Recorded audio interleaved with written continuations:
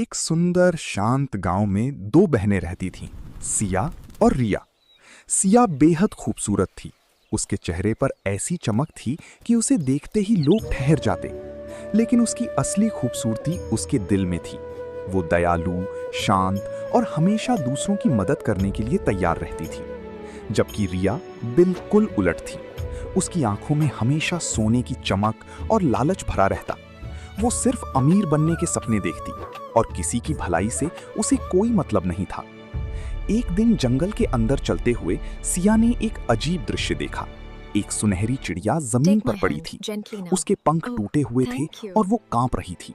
कोई और होता तो उसे छोड़कर चला जाता, लेकिन सिया ने उसे प्यार से उठाया, अपने हाथों से उसकी देखभाल की, उसे खाना दिया और कुछ ही दिनों में उसे ठीक कर दिया।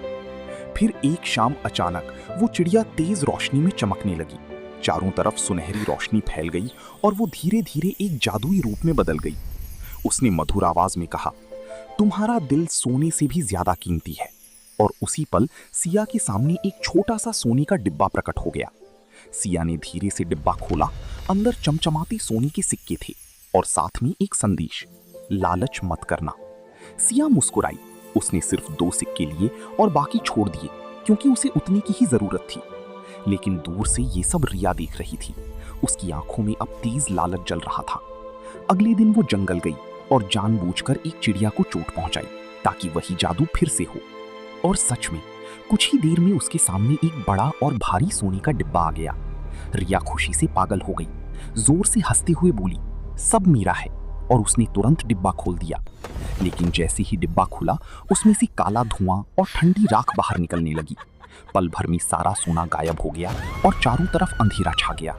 रिया डर की मारी जमीन पर बैठकर रोने लगी। उसे समझ आ गया कि उसके लालच ने उसे खाली कर दिया। दूर खड़ी सिया उसी शांत नजरों से देख रही थी और हवा में एक धीमी आवाज गूंजी, असली सोना दिल में होता है, लालच में नहीं।